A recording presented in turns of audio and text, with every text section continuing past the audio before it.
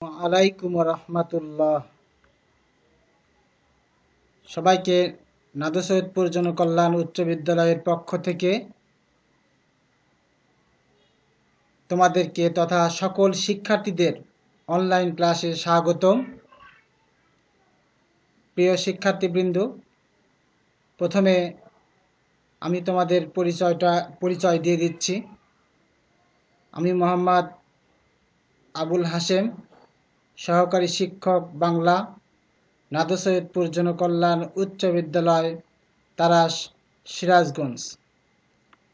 প্রিয় শিক্ষার্থীবৃন্দ, তোমরা প্রথমে ছবিগুলো মনোযোগ দিয়ে দেখো এবং ছবি থেকে আমরা কি বুঝতে পারি সেটা একটু ভালো করে বুঝে উত্তর দেওয়ার চেষ্টা করবে।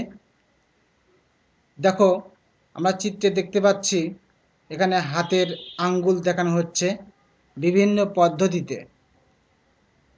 তো এই আঙ্গুল এক এক সময় এক এক অর্থ বহন করে।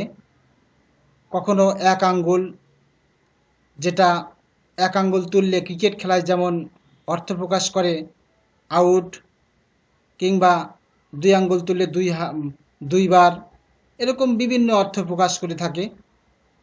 তো আমরা তাহলে বুঝতে পারি যে আঙ্গুলের মাধ্যমে অর্থাৎ ইশারা ইঙ্গিতের মাধ্যমে মনের ভাব কিন্তু সম্পন্ন করা যায়। তো প্রিয় শিক্ষার্থী, মনের ভাব সম্পন্ন করার জন্য বা সম্পাদন করার জন্য একজনের সাথে আরেকজনের সাথে ভাব বিনিময় করার জন্য কথোপকথন কিন্তু গুরুত্বপূর্ণ ভূমিকা পালন করে। একজনের সাথে আরেকজনের কথাবার্তার মাধ্যমে বা ধ্বনি বা শব্দ প্রয়োগের মাধ্যমে মনের ভাব সম্পূর্ণ প্রয়োগ করা যায়। যেটাই বলি না কেন, এই ইশারা ইঙ্গিতের মাধ্যমেও ভাষা সম্পাদন করা যায়, আবার বাকযন্ত্রের সাহায্যেও কিন্তু মনের ভাব আদান প্রদান করা যায়। তাহলে আজকে আমরা পড়ব মনের ভাব প্রকাশের মাধ্যম ভাষা। তাহলে আমাদের আজকের পাঠ হচ্ছে ভাষা, অষ্টম শ্রেণী বাংলা ব্যাকরণ ও নির্মিতি থেকে আমরা ভাষা অধ্যায় নিয়ে আমরা আজকে পড়াশোনা করব বা দেখব। প্রিয় শিক্ষার্থীবৃন্দ, তো বাংলা ভাষা, আজকে এই বাংলা ভাষা তথা বাংলা পাঠে, আমাদের আজকের পাঠে তোমরা যা শিখবে তা হলো, এক, ভাষার সংজ্ঞা বলতে পারবে। দুই, ভাষার ব্যবহারের বিভিন্ন মাধ্যমগুলো বলতে পারবে। মাতৃভাষা ও রাষ্ট্রভাষা সম্পর্কে বর্ণনা করতে পারবে। প্রমিত ও আঞ্চলিক ভাষা সম্পর্কে বর্ণনা করতে পারবে।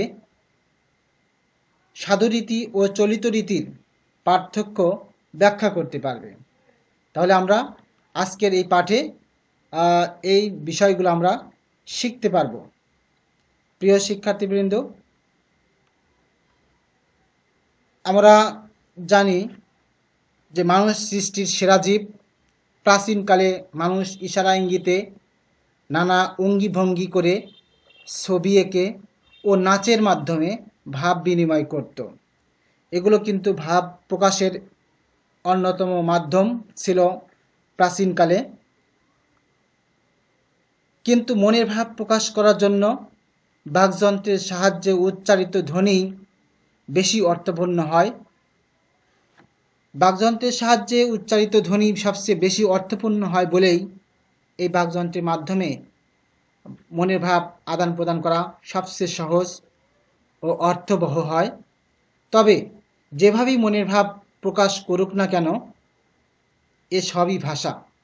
হতে পারে সেটা ছবি এঁকে, হতে পারে সেটা নাচের মাধ্যমে, হতে পারে সেটা ইশারা ইঙ্গিতে বা নানা অঙ্গি ভঙ্গি করে, এ সবই কিন্তু ভাষা।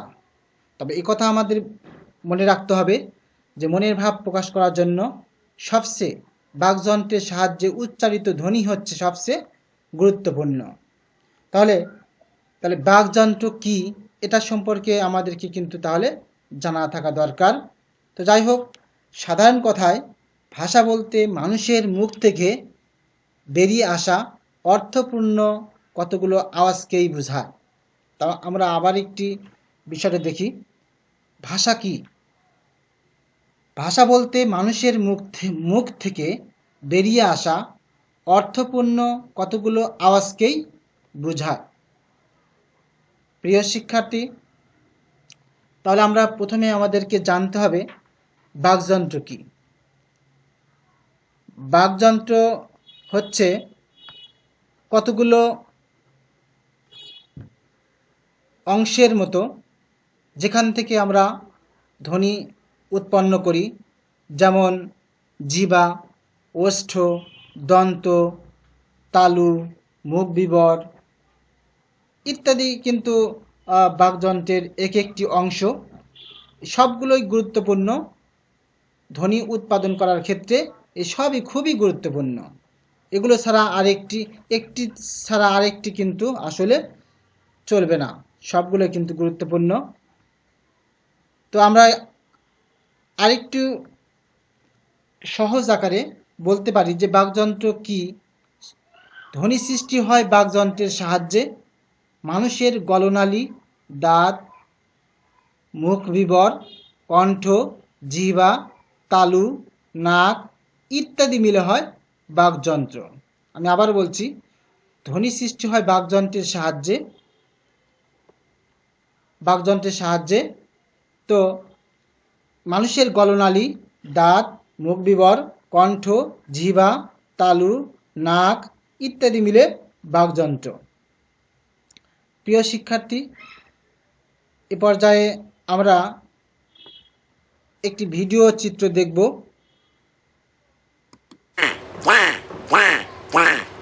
তোমরা দেখতে পাচ্ছ একটি লোক মুখ দিয়ে বিভিন্ন আওয়াজ করছে, বিভিন্ন পশু পাখির আওয়াজ করছে। একটু মনোযোগ দিয়ে লক্ষ্য করো।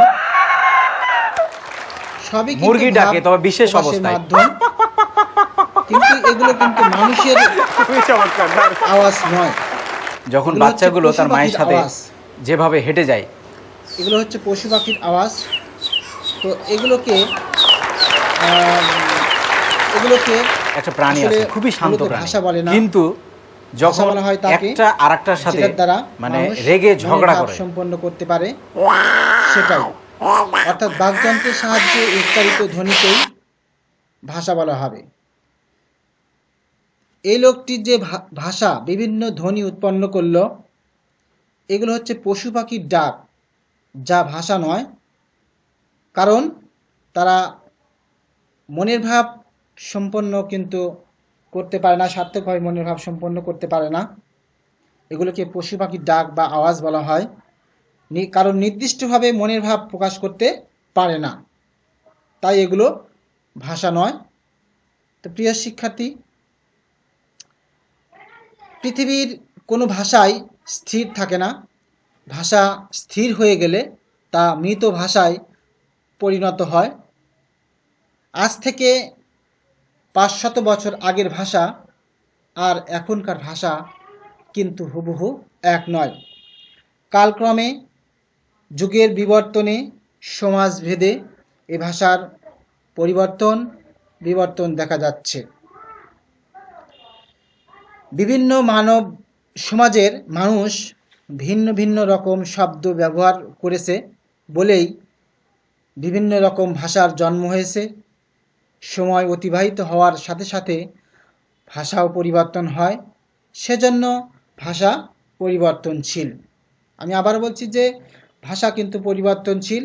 আর যে ভাষা থেমে যায়, সে ভাষা কিন্তু কি হয়ে যায়, মৃত ভাষায় পরিণত হয়। কারণ ভাষা স্থির থাকতে পারে না, ভাষা সব সময় পরিবর্তনশীল। প্রিয় শিক্ষার্থী, এক্ষেত্রে বিভিন্ন দেশের ভাষাকে বিভিন্ন ভাগে ভাগ করা হয়েছে। স্থান, কাল ও সমাজভেদে ভাষার রূপভেদ দেখা যায়। পৃথিবীতে প্রায় 3500-এর বেশি ভাষা প্রচলিত আছে। তার মধ্যে বাংলাদেশের ভাষা বাংলা, যেটি বিশ্বের অন্যতম ভাষা, গুরুত্বপূর্ণ একটি ভাষা। যাদের এদেশের ভাষাকে বলা হয় বাংলা ভাষা। এরূপভাবেই ইংল্যান্ডের ভাষাকে বলা হয় ইংরেজি ভাষা, আর ফ্রান্সের মানুষের মুখের ভাষাকে বলা হয় ফরাসি ভাষা, আর চীন দেশের মানুষের মুখের ভাষাকে বলা হয় ম্যান্ডারিন ভাষা। প্রিয় শিক্ষার্থী, আমরা এ পর্যায়ে শিখব মাতৃভাষা কি আর রাষ্ট্রভাষা কি। মাতৃভাষা বলতে বোঝায় মানুষ জন্মলগ্ন থেকে স্বাভাবিকভাবে নিজের মায়ের কাছে যে ভাষা শিক্ষা পায় তাকে মাতৃভাষা বলে। এই সংজ্ঞাটি এভাবে বলতে পারি যে মানুষ তার জন্মলগ্নের পর থেকে তার বোন, তার ভাই, তার আত্মীয় স্বজন, তার অতিথি, তার প্রতিবেশী থেকে যে ভাষা শিক্ষা পায় সেই ভাষাটাকেই বলা হয় মাতৃভাষা। পৃথিবীর প্রায় 30 কোটি লোকের মুখের ভাষা এই বাংলা। মাতৃভাষা বিবেচনায় সারা বিশ্বে বাংলা ভাষার অবস্থান চতুর্থ। এটা আমাদের জন্য গর্ব যে বিশ্বের এত ভাষা প্রচলিত আছে, অথচ তার মধ্যে বাংলা ভাষা কিন্তু ভাষার বিচারে কিন্তু চতুর্থ। আর প্রায় 30 কোটি লোক এই বাংলা ভাষায় কথা বলে থাকে। এখন আসি রাষ্ট্রভাষা। রাষ্ট্রভাষা কি? 1952 সালে আমাদের দেশের তরুণ যুবকেরা উর্দু ভাষার দাবিকে রুখে দেওয়ার প্রেক্ষিতে মায়ের ভাষাকে জাগিয়ে তোলার ক্ষেত্রে এদেশের কতিপয় তথা যুবক সম্প্রদায়রা মাতৃভাষার জন্য সংগ্রাম করে। শেষ পর্যন্ত তারা নিজেদের রক্ত বিসর্জন দিয়ে রাষ্ট্রভাষা কায়েম করে। প্রিয় শিক্ষার্থী, আর এই রাষ্ট্রভাষা বলতে বোঝাচ্ছে যে রাষ্ট্রীয় কাজে ব্যবহার করার জন্য কোনো দেশের সংবিধান স্বীকৃত ভাষাকে ওই দেশের রাষ্ট্রভাষা বলে। আমি আবার বলছি, রাষ্ট্রীয় কাজে ব্যবহার করার জন্য কোনো দেশের সংবিধান স্বীকৃত ভাষাকে ওই দেশের রাষ্ট্রভাষা বলে। আর বাংলাদেশের রাষ্ট্রভাষা হচ্ছে বাংলা। প্রিয় শিক্ষার্থী, বাংলাদেশের সংবিধানের প্রথম ভাগের 3য় অনুচ্ছেদে লিপিবদ্ধ আছে প্রজাতন্ত্রের রাষ্ট্রভাষা হবে বাংলা। সুপ্রিয় শিক্ষার্থী, পৃথিবীর প্রতিটি ভাষার দুটি রূপ আছে। ঠিক আমাদের বাংলা ভাষাতেও দুটি রূপ রয়েছে। আর বাংলা ভাষাতে দুটি রূপ বিদ্যমান, যথা মৌখিক রূপ বা মৌখিক রীতি বা লৈখিক রূপ বা লিখিত রীতি। একটা হচ্ছে মুখের রীতি, মুখে যা বলে সেটা, আর একটা হচ্ছে লৈখিক বা লিখিত রূপ বা লিখে থাকে সেই রূপ। তো এই মৌখিক রূপ আবার দুই ভাগে বিভক্ত, আঞ্চলিক রীতি আর একটা হচ্ছে প্রমিত রীতি। লৈখিক রূপ দুই ভাগে বিভক্ত, চলিত ও সাধু, অর্থাৎ চলিত রীতি, সাধু রীতি। তাহলে আমরা জানতে পারলাম যে মৌখিক রীতি দুই প্রকার, আঞ্চলিক রীতি ও প্রমিত রীতি। আবার লৈখিক রীতিও দুই প্রকার, চলিত রীতি ও সাধু রীতি। এ পর্যায়ে আমরা শিখব আঞ্চলিক ভাষারীতি কি। বিভিন্ন অঞ্চলের মানুষের মুখের ভাষাকে আঞ্চলিক ভাষা বলে। যেমন ধরে নেই ছেলে, এর একটি শব্দ, এটি বিভিন্ন এলাকায় বিভিন্নভাবে বলে থাকে।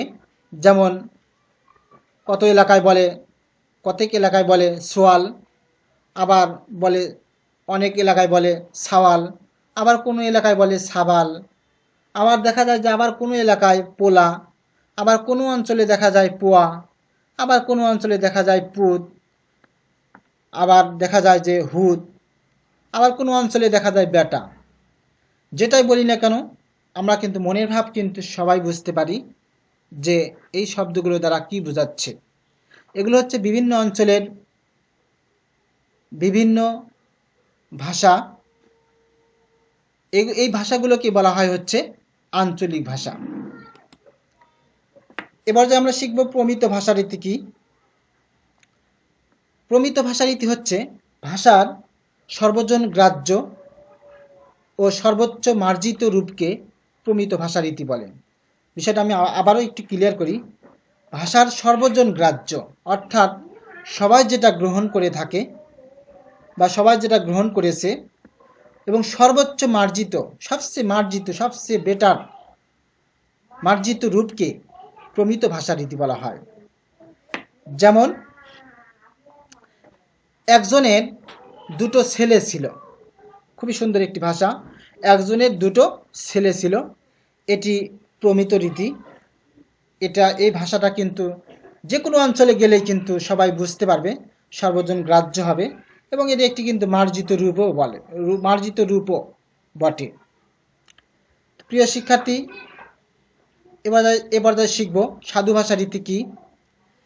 যে ভাষারীতি অধিকতর গাম্ভীর্যপূর্ণ, তৎসম শব্দবহুল, ক্রিয়াপদের রূপ প্রাচীন রীতি এবং আঞ্চলিকতা মুক্ত, তাকে সাধু ভাষা রীতি বলে।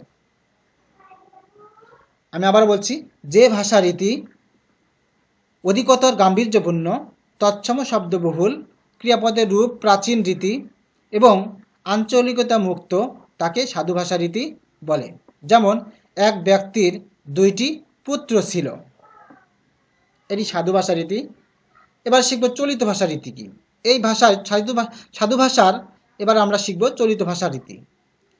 চলিত ভাষা রীতি হচ্ছে ভাগীরথী নদীর তীরবর্তী স্থানসমূহের মানুষের মৌখিক ও লিখিত উভয় ভাষারীতি চমৎকার, আকর্ষণীয় ও সর্বজন স্বীকৃত ছিল বলে সে ভাষারীতিকে চলিত ভাষারীতি বলে।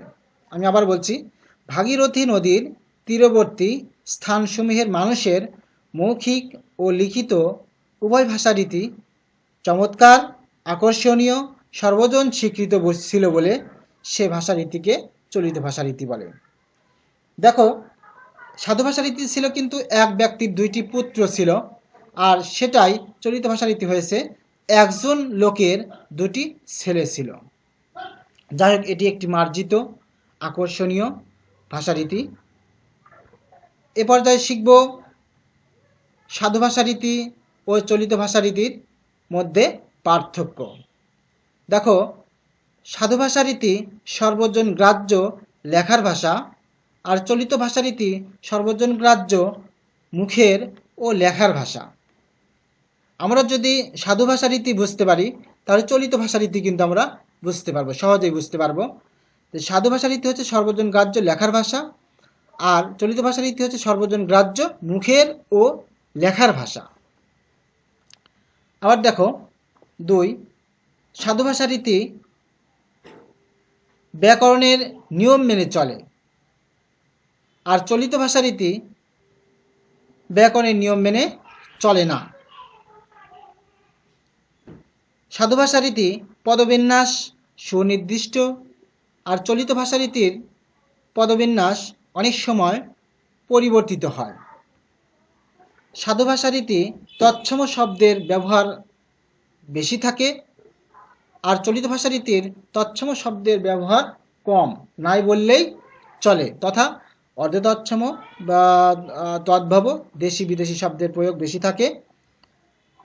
আর সাধু ভাষারীতিতে বক্তৃতা, ভাষণ ও নাটকের উপযোগী নয়, কিন্তু চলিত ভাষারীতিতে বক্তৃতা, ভাষণ ও নাটকের উপযোগী। এটা হচ্ছে উপযোগী নয়, আর এটা হচ্ছে উপযোগী। সাধু ভাষারীতিতে সর্বনাম, ক্রিয়া ও অব্যয়পদ পূর্ণরূপে ব্যবহৃত হয়, আর চলিত রীতিতে সর্বনাম, ক্রিয়া ও অব্যয়পদ সংক্ষিপ্ত রূপে ব্যবহৃত হয়। তারপরে সাধু ভাষারীতিতে ভাবটা গুরুগম্ভীর হয়, দুর্বোধ্য হয়, বোঝা খুবই কঠিন এবং মন্থর। গুরুগম্ভীর, দুর্বোধ্য, মন্থর হয়। কিন্তু চলিত রীতিতে ভাষাটা চটুল হয়, সহজে বলা যায়, সহজ হয়, সরল হয়, সাবলীল হয়। তাহলে সাধু ভাষারীতি এবং চলিত ভাষারীতি দুটোর মধ্যে কিন্তু অনেকটাই পার্থক্য পরিলক্ষিত হচ্ছে। বলা যায় যে একটির থেকে আরেকটি বিপরীত। তারপরে দেখো, সাধু ভাষারীতি অপরিবর্তনশীল, তাই কৃত্রিম, কিন্তু চলিত ভাষারীতি পরিবর্তনশীল, তাই জীবন্ত। এটা হচ্ছে কৃত্রিম আর এটা জীবন্ত। এবার শিখব চারটি রীতিতে সাধু ও চলিত ভাষারীতির পার্থক্য দেখা যায়। প্রিয় শিক্ষার্থী, চারটি রীতিতে সাধু ও চলিত ভাষারীতির পার্থক্য দেখা যায়, যথা বিশেষ্য পদরূপের মধ্যে পার্থক্য দেখা যায়।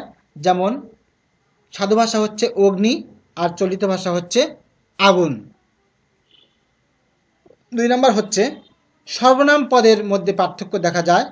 যেমন সর্বনাম পদে আছে এই, কিন্তু সাধু ভাষাতে এই আর চলিত রীতিতে এ। ক্রিয়াপদ রূপের মধ্যে পার্থক্য দেখা যায়। যেমন সাধু ভাষায় আসিয়া আর চলিত ভাষায় এসে। সাধু ভাষা রীতিতে দেখো অব্যয় পদ রূপের পার্থক্য দেখা যায়। যেমন সাধু ভাষায় অদ্য আর চলিত ভাষায় আস। প্রিয় শিক্ষার্থী, তোমাদেরকে অসংখ্য ধন্যবাদ অনলাইন ক্লাসে অংশগ্রহণ করার জন্য। নাদুসৈয়দপুর জনকল্যাণ উচ্চ বিদ্যালয়ের পক্ষ থেকে তোমাদেরকে তথা সবাইকে ধন্যবাদ। আশা করি পরের ক্লাসটি দেখার জন্য প্রিপারেশন নিয়ে থাকবে এবং বাড়িতে বসে পড়াশোনা করবে। তোমাদের সুস্বাস্থ্য কামনা করে আমার ক্লাস আমি এখানে শেষ করছি। আসসালামু আলাইকুম ওয়া রাহমাতুল্লাহ।